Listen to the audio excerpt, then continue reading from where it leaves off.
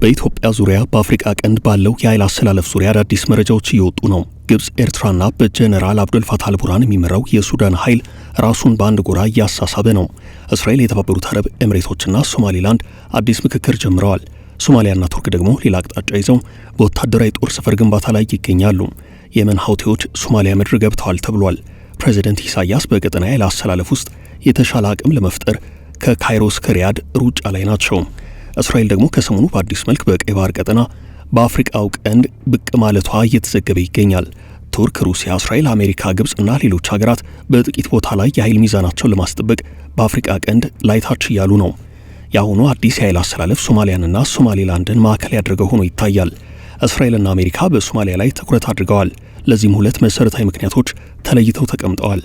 የሶማሊያ መንግስትና አልሸባብን ይመለከታል ጉዳዩ። የእስራኤል ቀንደኛ ጠላት የሆኑት የመን ሀውቲዎች ቀይ ባህርን በመሻገር በስፋት ወደ ሶማሊያ ምድር እየገቡ ነው። ከአልሸባብ ጋር እየተቀላቀሉ ይገኛሉ የሚሉ መረጃዎችም አሉ። በዚህ የተነሳ በአሜሪካና እስራኤል የደህንነት ክትትሎች ውስጥ መግባታቸውን መረጃዎች ያሳያሉ።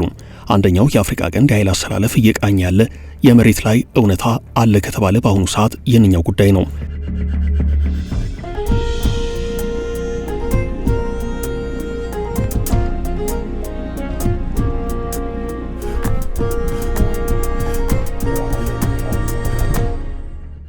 ከዚህ ውጭ ደግሞ የእስራኤል ቀንደኛ ጠላት የሆነችው ቱርክ በሶማሊያ ጠንካራ ወታደራዊ ጦር ሰፈር ለመገንባት እየተንቀሳቀሰች ነው። ይህ አሁን የጀመረ አይደለም፣ በርከት ያሉ ዓመታትን አስቆጥሯል። ቱርክ የእስራኤል ዋና ወታደራዊና ፖለቲካዊ ባላንጣ ናት። እስራኤል በአንድ መልኩ የመን ሀውቲዎች፣ በሌላ አቅጣጫ ደግሞ የመን ሀውቲዎች ሶማሊያ መግባት ፈጽሞ አልተመቻትም። ለደህንነቷ ስጋት እንዳስከተለባት እየተናገረች ነው። እስራኤልና ሶማሊያ ዲፕሎማሲያዊ ግንኙነት ያላቸው ሀገራት አይደሉም። ሶማሊያ ለእስራኤል ሀገር እውቅና የሰጠች አይደለችም። ያም ሆኖ ነገሩ ከረር እያለ በመሄዱ የመን ሀውቲዎች በስፋት ወደ ሶማሊያ ከገቡ ከእስራኤል የመን ካለው ርቀት ይልቅ ከእስራኤል ሶማሊያ ያለው ርቀት ያጠረ መሆኑ እስራኤልን ለአደጋ ያጋልጣታል ተብሏል። በዚህ ምንም እንኳን እስራኤል ከሶማሊያ ጋር ይፋዊ ግንኙነት ያላት ሀገር ባትሆንም ከሶማሊያ አመራሮች ጋር ቁርጡን መነጋገሩ ግድ ያላት እንደሆነ የአይ24 ዘገባ አመላክቷል። እስራኤል ጉዳዩን በቅርበት ለመከታተል በተገንጣዩዋ ሶማሌላንድ ላይ ወታደራዊ ጦር ሰፈር ለመመስረት ግድ እንደሚላት እየተናገረች ነው። ይህ አካሄድ በቀጠናው ሌላ አዲስ የኃይል አሰላለፍ ይፈጥራል እየተባለ ነው። እስራኤል ከቱርክና ከየመን ሀውቲዎች በተጨማሪ ግብጽን ብትሆን በሶማሊያ ሰላም አስከብራለሁ በማለት ላይታች የማለቷ ጉዳይ አልተመቻትም።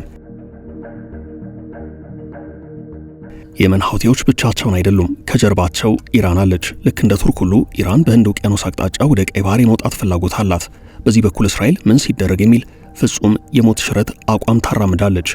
አሁን ባለው ሁናቴ የመን የቀይ ባህር ዳርቻን ተንተርሰው ሰፊውን የቀይ ባህር አካባቢ በኢራን የሚደገፉት የመን ሀውቲዎች የሚንቀሳቀሱበት ነው። የመን ሀውቲዎች የፖለቲካ ዝንባሌያቸው የሚቀዳው ከኢራን ነው። ሀውቲዎች አጠቃላይ ዓለምን የሚመለከቱት የፖለቲካ መነጽራቸው ኢራንን በሚመስል መንገድ ነው። ታጣቂዎቹ ከኢራን ጋር ያላቸው ቅርበት እጅና ጓንት በሚባለው ደረጃ የሚገለጽ ነው። ሀውቲዎች የኢራን ደስታ ደስታቸው፣ እንዲሁም የኢራን ህመማቸው ነው። ሐማስ በፈረንጆቹ ጥቅምት 7 2023 እስራኤል ላይ ጥቃት ሰንዝሮ ጋዛ በእስራኤል ጀቶች፣ ሚሳኤሎችና ድሮኖች ስትጋይ የየመን ሀውቲ ታጣቂዎች በቀይ ባህር መስመር የእስራኤልና የእስራኤል ደጋፊ መርከቦች ማለፍ የለባቸውም በሚል የቀይ ባህር የንግድ መርከቦች እገዳዎችን አስፍተው ተያያዙት። የየመን ሀውቲዎች በዚህ ደረጃ ለሐማስና ለፍልስጤማውያን አጋርነታቸውን ሲገልጹ በምክንያት ነበረም። ኢራን ከእስራኤልና የመን አንጻር የመካከለኛው ምስራቅና ቀይ ባህር ቀጠና ሚዛን የማስጠበቅ ጽኑ ፍላጎት ስለነበራት ከየመን እስከ ሊባኖስና ጋዛ እስከ ሶሪያም በዘለቀ ሰንሰለት ሰፊ ቀጠና ትስስር ፈጥራ ነበረም። በየመን የሀውቲ አማጽያን፣ በጋዛ ሐማስ፣ በሊባኖስ ሄዝቦላ፣ በሶሪያ ደግሞ የተለያዩ በኢራን የሚደገፉ ታጣቂዎችና የአሳድ መንግስት ነበሩ። ኢራን በእነዚህ ኃይላት ላይ ለዘመናት ብዙ ገንዘብ አውጥታለች። ጉልበትና እውቀቷንም ስራ ላይ አውላለች። ወታደራዊ ቁሳቁስም በስፋት አቅርባለች። በእነዚህ ሁሉ ሂደቶች ወታደራዊ አቅማቸው እየጎለበተ የመጣው የመን ሀውቲዎች እንዲሁም ሐማስና ሄዝቦላ ያንዱ ጥቃት የሌላው ጥቃት መሆኑን አምነው ተቀብለዋል።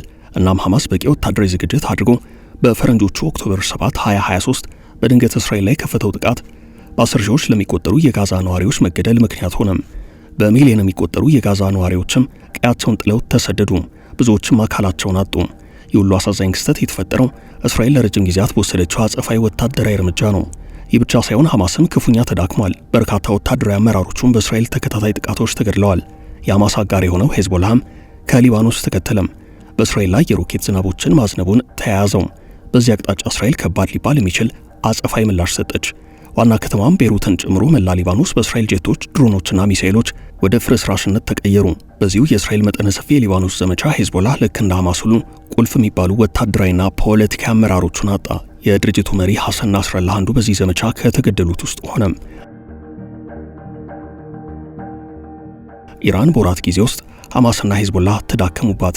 እጇ ላይ የቀሩት የየመኖች ሐውቲዎችና የሶሪያ የተወሰኑ አንጃ ታጣቂዎች ሆኑ። እናም ከእስራኤል ጋር ፊት ለፊት መላተሙን መረጠች።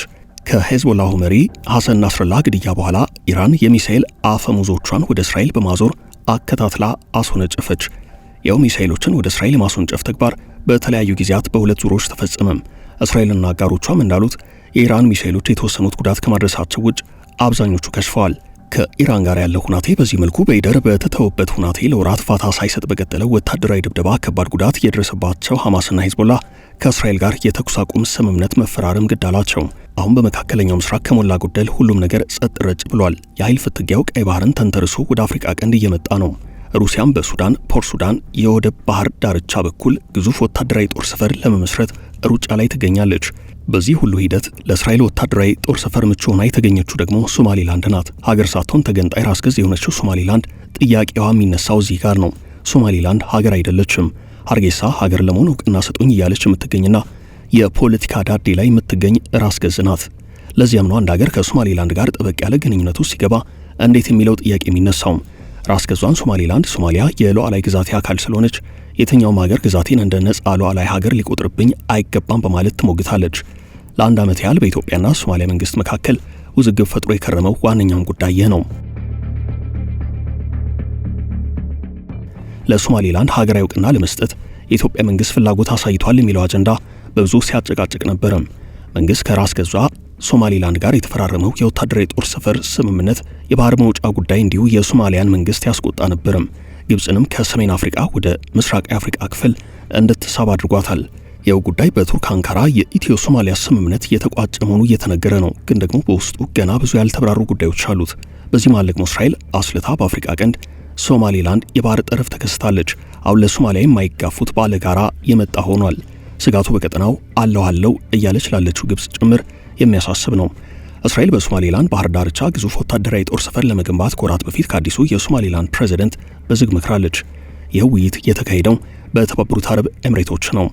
ሶማሊላንድ ግዙፉን የበርበራ ወደብ እጅግ በዘመነ መልኩ እየገነባች ያለችው የተባበሩት አረብ ኤምሬቶች ይህንኑ የእስራኤል ሶማሊላንድን ውይይት አስተናግዳለች። የኢትዮጵያ ለአንድ ዓመት ያህል በዲፕሎማሲ ዘርፍ መንግስት በእጅጉ የተፈተነበትን የሶማሊላንድ የቀይ ባህር ዳርቻ ወታደራዊ ጦር ሰፈር መስረታን በተመለከተ እስራኤል እኔ እወጣዋለሁ ብላ የራሷን እንቅስቃሴ ጀምራለች። እስራኤል በዚህ አቅጣጫ ወታደራዊ ጦር ሰፈር መገንባቷ ሁለት ጥቅሞች እንደሚሰጣት ይታመናል። የመጀመሪያው ከእስራኤል ግዛት በእጅጉ ከራቀች የመን በቅርብ ርቀት እንድትገኝ የሚያደርጋት ነው። እስራኤል የመን ሐውቲዎች በቀላሉ ለመቆጣጠርና ለማጥቃት የሚያስችላት ይሆናል። አንደኛው የሶማሊላንድ ወታደራዊ ጦር ሰፈር አስፈላጊነት ይህ ነው ተብሎ ይገለጻል። ሌላኛው ደግሞ ኢራንን ለመከታተልና ተጽዕኖዋን ለመግታት የሚረዳት ነው። ኢራን ከቀይ ባህር በእጅጉ የራቀች ሀገር ናት። የምትገኘውም በገልፍ ኦፍ ፐርሺያ ነው። ሆኖም ቴህራን ካለችበት ዘወር ካለ ቦታ ተነስታ ብዙ ሺህ ኪሎ ሜትሮችን አቆራርጣ ለየመን ሐውቲ አማጽያን ብዙ ድጋፍ ታደርጋለች። ከዚህ ባለፈ የየመን ሐውቲ ታጣቂዎች ከሐማስ ከሄዝቦላና ከሶሪያ ታጣቂዎች ጋር የተቀናጀ ህብረት እንዲኖራቸው ብዙ ትሰራለች። የኢራን ድጋፎች የየመን ሐውቲ ታጣቂዎች ሚሳኤሎችንና ድሮኖችን ሳይቀር እንዲታጠቁ አድርጓቸዋል።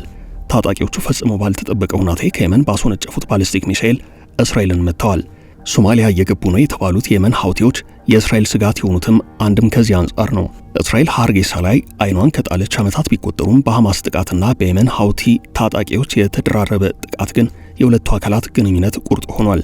በማናቸውም አጋጣሚ ሀገር ሆና ለማታውቀው ግን ደግሞ ሀገር የመሆን እጅግ የጸና ፍላጎት ያላት ሶማሊላንድ በእስራኤል በጥብቅ የመፈለግን ጉዳይ እንደ ወርቃማ ዕድል ትመለከተዋለች። ከእስራኤል ጋር ግንኙነቷን ጠበቅ ማድረጉ የአሜሪካንን የእውቅና በሮች የሚያስከፍትላት ነው። የሶማሊላንድ ባለስልጣናት በተለይ በዘመነ ትራምፕ ሶማሊላንድ በአሜሪካ ሀገራዊ እውቅና ልታገኝ ትችላለች የሚል የጽና ተስፋ አላቸው። ለዚህ ደግሞ መንገድ ጠራጊ ናት ተብላ የምትታስበው ቴል አቪቭ ናት። ትራምፕ በቀደመው የ4 ዓመታት ፕሬዚደንትነት ዘመናቸው ወቅት ለሶማሊላንድ ሀገራዊ እውቅና ለመስጠት ጫፍ ላይ ደርሰው ነበረም። ብዙም ሳይገፉበት የአሜሪካ ፕሬዚደንታዊ ምርጫ ደረሰም። እርሳቸውም በባይደን በመሸነፋቸው የሶማሊላንድ ሀገራዊ እውቅናን የማግኘት ህልም ቅርጫት ውስጥ ተጣለም። የባይደን አስተዳደር ሶማሌላንድ የሶማሊያ ሉዓላዊ ግዛት አካል እንጂ ሀገር መሆን አይገባትም የሚል የጸና አቋም ያራምድ ነበርም። አሁንም በምርጫው ተሸንፎ የተሸኘውም በዚህ አቋሙ እንደጸና ነው። እስራኤልና ሶማሌላንድ ተግባብተው እንዲሰሩ ማድረግ ረገድ የፖለቲካ ደላልነቱን ስራ እየሰራች ያለችው የተባበሩት አረብ ኤምሬቶች ናት። የሶማሌላንድ ባለስልጣናትና እስራኤላውያኑ አቡዳቢ ላይ በሚስጥር እንዲመክሩ ያደረገች መሆኑን አንድ ሰሞን የወጡ ዘገባዎች አመላክተዋል። በሌላ አቅጣጫ ከኢትዮጵያ ስጋት ተደቅኖብኛል ያሉት ፕሬዝዳንት ኢሳያስ አንድ ወር ባልሞላ ጊዜ ውስጥ ከካይሮ እስከ ፖርት ሱዳን እንዲሁም እስከ ሳዑዲ አረቢያ ሪያድ ድረስ ብዙ አካለዋል። በቀይ ባህር ዙሪያም እየመከሩ ነው። የምክክሩ ይዘት ምንድነው የሚለውን አስመልክቶ ግን የወጣ መረጃ የለም። በዚህ አቅጣጫ ያለችው ግብጽ ያለችበት የኃይል አሰላለፍም ሌላኛው ጉዳይ ነው። ይህ ደግሞ ሱዳንን፣ ኤርትራና ግብጽን በአንድ ጎራ የሚያሰልፋቸው ነው።